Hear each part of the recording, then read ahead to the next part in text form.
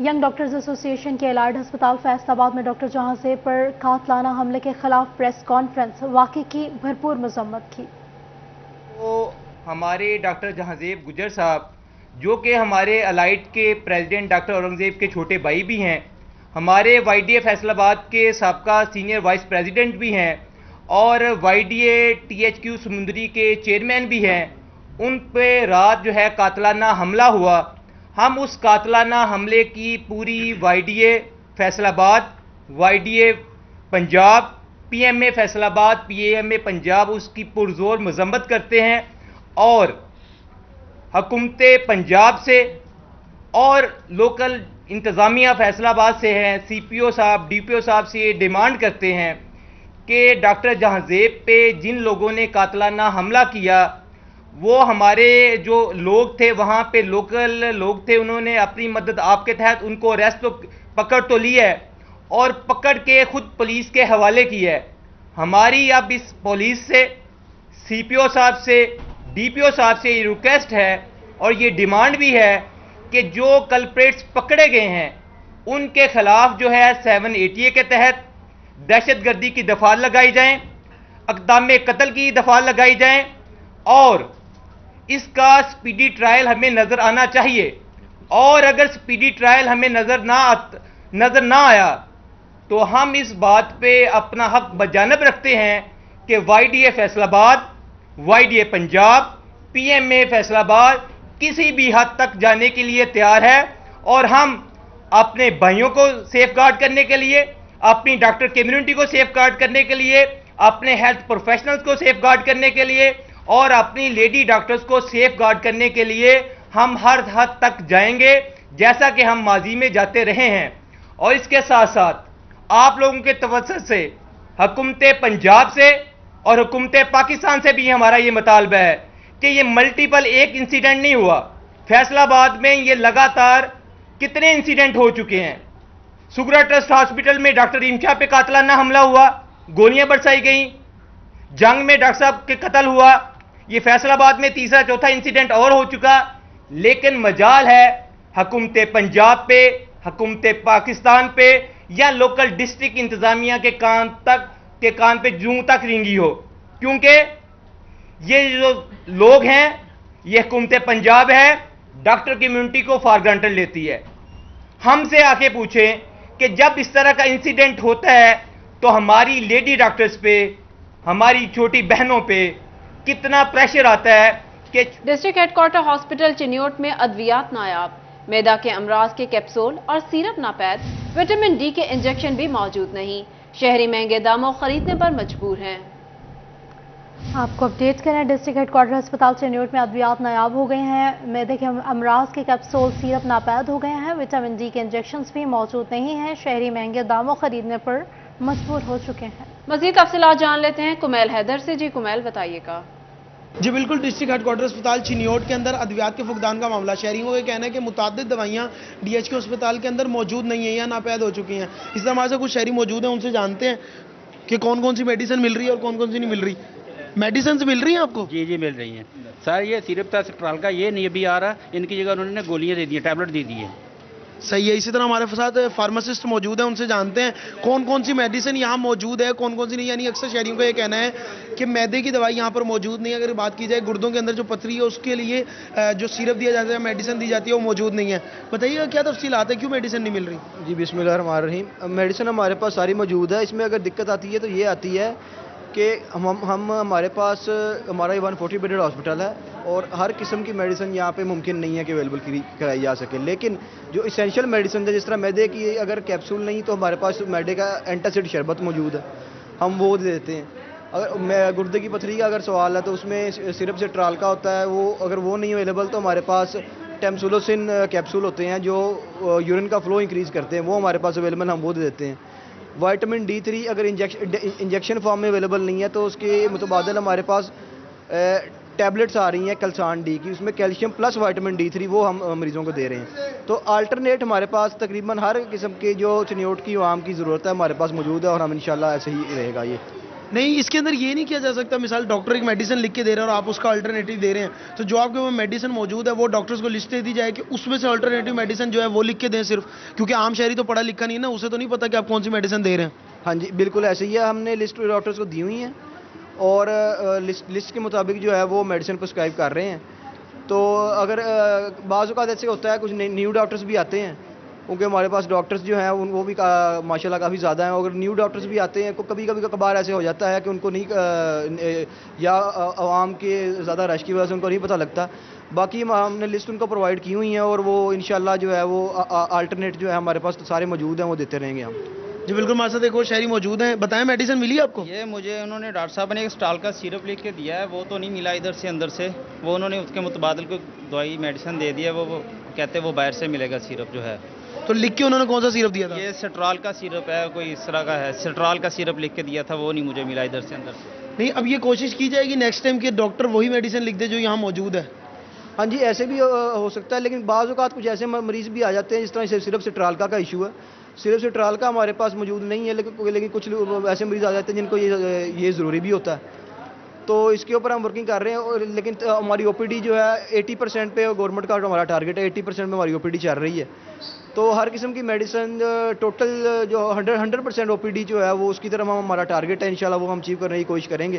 لیکن کچھ ایسے مریض آ جاتے ہیں ہمارے پاس جن کو کچھ خاص ادویات کی ضرورت ہوتی ہے, تو وہ ہم انشاءاللہ کوشش کریں گے کہ وہ بھی پرووائڈ کی جا سکیں. جی بالکل ہسپتال انتظامیہ کا یہی کہنا ہے کہ کوشش کی جائے گی کہ جتنی ادویات یہاں موجود نہیں ہیں وہ بھی یہاں پہ موثر بنایا جائے تاکہ او پی ڈی کے اندر تقریباً 120% جو ہے. آپ کو بتا رہے ہیں district head quarter hospital Chiniot میں ادویات نایاب, معدے کے امراض کے کیپسول اور سیرپ بھی ناپید, وٹامن ڈی کے انجیکشن بھی موجود نہیں, شہری مہنگے داموں خریدنے پر مجبور ہیں. آپ کو اپڈیٹ کر رہے ہیں ڈسٹرکٹ ہیڈ کوارٹر ہسپتال میں ادویات نایاب ہو گئی ہیں, معدے کے امراض کے کیپسول سیرپ ناپید ہیں, وٹامن ڈی کے انجیکشنز بھی موجود نہیں ہیں, ایسا کہنا ہے شہریوں کا. شہری مہنگے داموں خریدنے پر مجبور ہو چکے ہیں. ڈسٹرکٹ ہیڈ کوارٹر ہاسپٹل میں ادویات نایاب, شہری مہنگے داموں خریدنے پر مجبور ہیں, وٹامن ڈی کے انجیکشن موجود نہیں, معدے کے امراض کے کیپسول اور سیرپ بھی ناپید ہیں.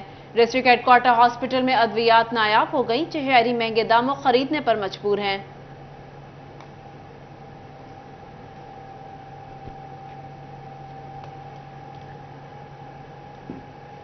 فیصل آباد چک 224 ریوے میں گورنمنٹ جنرل ہسپتال کے لیے 2 ارب 42 کروڑ 14 لاکھ روپے منظور ہو گئے ہیں. Chairman planning and development board Iftikhar Ali کی زیر صدارت صوبائی ترقیاتی ورکنگ پارٹی کے 11ویں اجلاس میں شرکت کی منظوری دے دی گئی ہے. آپ کو بتا رہے ہیں فیصل آباد چک 224 ریوے میں گورنمنٹ جنرل ہاسپٹل کے لیے 2 ارب 42 کروڑ 14 لاکھ روپے منظور.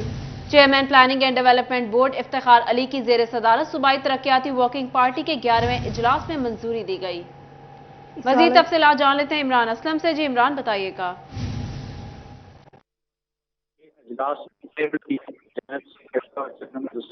گورنمنٹ جنرل ہاسپٹل کے قیام کے لیے 2 ارب 42 کروڑ 14 لاکھ روپے کی منظوری دی گئی ہے. اس تک 14 ارب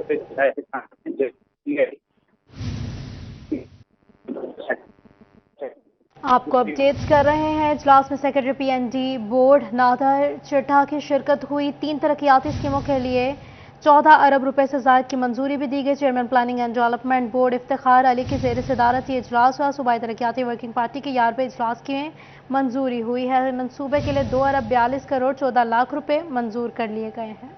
فیصل آباد چک 224 ریوے میں گورنمنٹ جنرل ہاسپٹل کے لیے 2 ارب 42 کروڑ 14 لاکھ روپے منظور. Chairman planning and development board Iftikhar Ali کی زیر صدارت صوبائی ترقیاتی ورکنگ پارٹی کے 11ویں اجلاس میں منظوری دی گئی.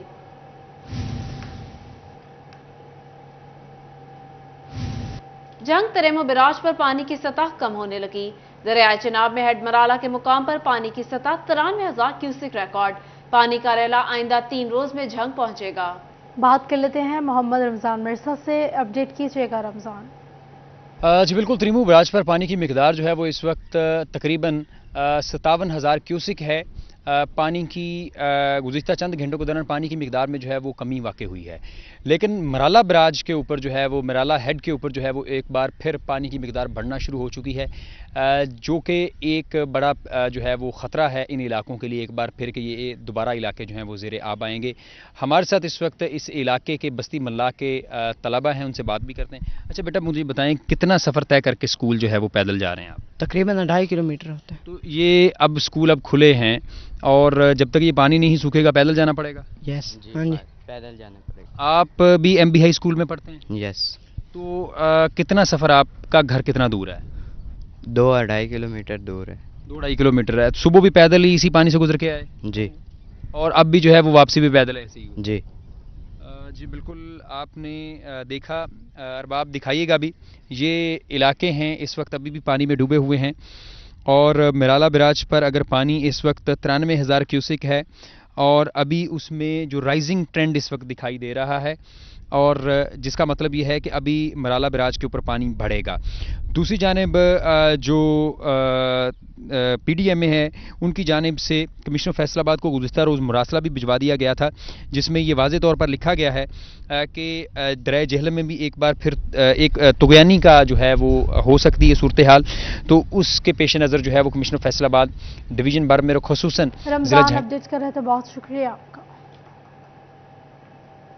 दूसरी जानिब DPO चिन्योट अब्दुल्ला अहमद का लालिया के थाना कांडीवाल का दौरा, फ्रंट डेस्क और हवालात का जायजा लिया, साइलिन से भी मसाइल पूछे। आपको अपडेट करें, DPO चिन्योट अब्दुल्ला अहमद का लालिया के थाना कांडीवाल का दौरा, फ्रंट डेस्क और हवालात का जायजा लिया, साइलिन से मसाइल भी दरियाफ्त किए। उनका मजीद क्या कहना था, जानते हैं अजमत बलोच से। जी अजमत, बताइएगा। हाँ जी बिल्कुल, DPO चिन्योट अब्दुल्ला अहमद ने सर्कल लालिया के थाना कंडीवाल का विजिट किया है और थाने की इमारत समेत जो फ्रंट डेस्क है उसका भी जायजा लिया और इसी के साथ साथ जो मैनुअल रिकॉर्ड है उसको भी अप टू डेट रखने की जो हिदायत है वो जारी की हैं और सफाई सुथराई के इंतजाम समेत हवालात में जो कैदी थे उनसे भी इस्तफसार किया और वहाँ थाने में मौजूद जो साइलिन थे उनसे भी पुलिस कारकर्दगी के हवाले से बातचीत की है। शुक्रिया आजमत अपडेट करने के लिए। माली साल 2023 के इनकम टैक्स गोशवारों का मामला, फैसलाबाद में अब तक 26,000 अफराद ने अपनी इनकम टैक्स रिटर्न FBR को जमा करवा दी। सालाना 6 लाख रुपए या इससे ज्यादा आमदन वाले अफराद इनकम टैक्स रिटर्न जमा करवाने के पाबंद हैं। माली साल 2023 के इनकम टैक्स गोशवारों का ये मामला है। फैसलाबाद में अब तक 26,000 अफराद ने अपनी इनकम टैक्स रिटर्न FBR को जमा करवा दी हैं। सालाना 6 लाख रुपए या इससे ज्यादा आमदन वाले अफराद इनकम टैक्स रिटर्न जमा करवाने के पाबंद हैं। माली साल 2023 के इनकम टैक्स गोशवारों का मामला, फैसलाबाद में अब तक 26,000 अफराद ने अपनी इनकम टैक्स रिटर्न FBR को जमा करवा दी। सालाना 6 लाख रुपए या इससे ज्यादा आमदन वाले अफराद इनकम टैक्स रिटर्न जमा करवाने के पाबंद हैं।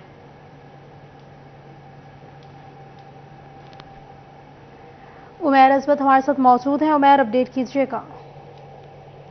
जी, फेडरल बोर्ड ऑफ रेवेन्यू की जानिब से माली साल 2023 के इनकम टैक्स गोशवारे वसूल करने की मुहिम शुरू की गई है और इस हवाले से जो आखिरी तारीख है वो 30 सितंबर मुकर्रर की गई है। फैसलाबाद में अब तक 26,000 से ज्यादा शहरियों ने अपने माली साल 2023 का इनकम टैक्स गोशवारा जमा करवाया है।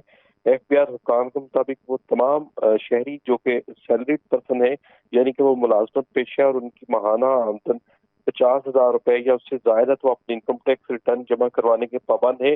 इसी तरह वो तमाम अफराद जो कारोबारी अफराद हैं और उनकी सालाना आमदन जो है वो 4 लाख रुपए या उससे ज्यादा तो वो भी इनकम टैक्स रिटर्न जमा करवाने के पाबंद होंगे। तो इसलिए तमाम उन अफराद को हिदायत की जाती है कि जिनकी बहुत शुक्रिया उमैर अपडेट करने के लिए।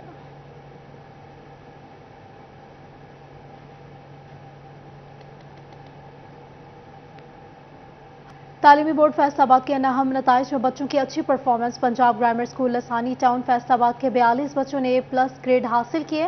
होनहार तालिबात ने कामयाबी असातिज़ा की मेहनत और वालिदैन की दुआओं का नतीजा करार दे दिया। इसी पर बात करते हैं जहांगीर अशरफ से। जी जहांगीर, बताइएगा। जी, तालीमी बोर्ड फैसलाबाद की तरफ से आज जमात नहम के नताइज का ऐलान किया गया। मजमूई तौर पर तो सूरत हाल जो है वो इतना अच्छा रिजल्ट नहीं रहा और 52% नताइज जो हैं वो सामने आए, लेकिन इंडिविजुअली बच्चों ने काफ़ी अच्छा परफॉर्म किया है। इस हवाले से पंजाब ग्रामर स्कूल की बात करें तो 42 बच्चे ऐसे हैं जिनके ओवरऑल ए और A+ ग्रेड्स हैं। यकीनी तौर पर बहुत अच्छा रिजल्ट दिया गया।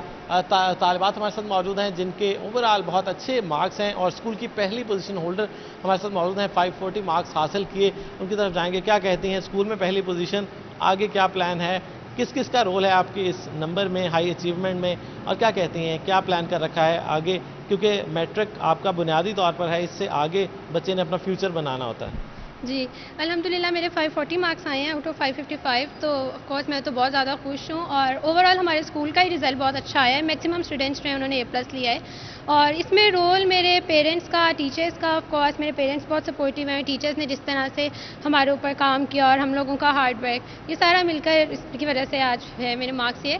और बाकी आगे मैं इंटरमीडिएट में प्री इंजीनियरिंग करना चाहूँगी और उसके आगे इंशाल्लाह फिर मैं एयरफोर्स का टेस्ट देना चाहूँगी। बिल्कुल, बच्चे पुरज़म हैं कि वो आगे भी मेहनत अपनी कंटिन्यू रखेंगे। सेकंड पोजीशन हासिल करने वाली तालिबा मौजूद हैं जिन्होंने इस स्कूल में सेकंड पोजीशन ली। क्या कहती हैं, सेकंड पोजीशन एक ऑनर होता है और प्राउड होता है कि सारी क्लास में आप सबसे आगे वाले बच्चों में शामिल हैं। क्या कहते हैं, आगे के लिए क्या आज़म है और इस कामयाबी में किस किस का किरदार है? जी मेरे 536 नंबर आए हैं और बहुत ज़्यादा खुशी हुई इसके बाद, और मेरी यही कोशिश है कि मैं मेंटेन करूं इस नंबर को और आगे 10th में इससे ज़्यादा देने की कोशिश करूं। और आगे मेरा भी यही है कि मैं प्री इंजीनियरिंग करूं, मैथ्स को कंटिन्यू करूं, क्योंकि मुझे बहुत ज़्यादा अच्छा लगा स्कूल के जो स्टाफ और जो टीचर्स हैं उन्होंने हम पे बहुत ज़्यादा मेहनत की है। और बिल्कुल, यकीनी तौर पर बच्चों की कामयाबी में असातिज़ा का किरदार जो है उसे इनकार नहीं किया जा सकता। स्कूल की ही 3rd पोजीशन हासिल करने वाली तालिबा मौजूद, उनसे बात करते हैं। आप बताएं क्या फील कर रही हैं आज, क्योंकि सारी क्लास में बाकी बच्चों को आपने पीछे छोड़ा और क्लास में तीसरे नंबर पर हैं। स्कूल में आगे चलकर ज़्यादा मेहनत करेंगे और बोर्ड में पोजीशन के लिए क्या टारगेट सेट किया है? जी मेरे 534 मार्क्स आए हैं और मैं कोशिश करूंगी कि मेरे मैट्रिक 10th क्लास में इससे भी ज़्यादा अच्छे आएँ और आगे भी मैं इसे कंटिन्यू रख सकूं और मेडिकल करने के बाद एक अच्छी डॉक्टर बन सकूं और ताकि अपनी कंट्री के लिए भी कुछ कर सकूं। इसमें सबसे ज़्यादा किरदार मेरी टीचर्स का है जिन्होंने बहुत मेहनत की और मेरे पेरेंट्स का है जिन्होंने मेरे लिए दुआएँ भी की और मुझे मेहनत के लिए बताया कि आपने कैसे मेहनत करनी है। बिल्कुल, यकीनी तौर पर टीचर्स की मेहनत के साथ साथ वालिदैन की दुआएं और सपोर्ट भी बच्चों की कामयाबी में शामिल होती है। और बच्चे जो हैं पुरज़म हैं कि जिस तरह 9th में उन्होंने अच्छे मार्क्स दिए, मैट्रिक में इससे ज़्यादा मेहनत करेंगे और अपने टारगेट जो है उनको अचीव करने। जहांगीर अपडेट कर रहे थे, बहुत शुक्रिया आपका। इसके साथ ही न्यूज़ स्टूडियो से फिल्म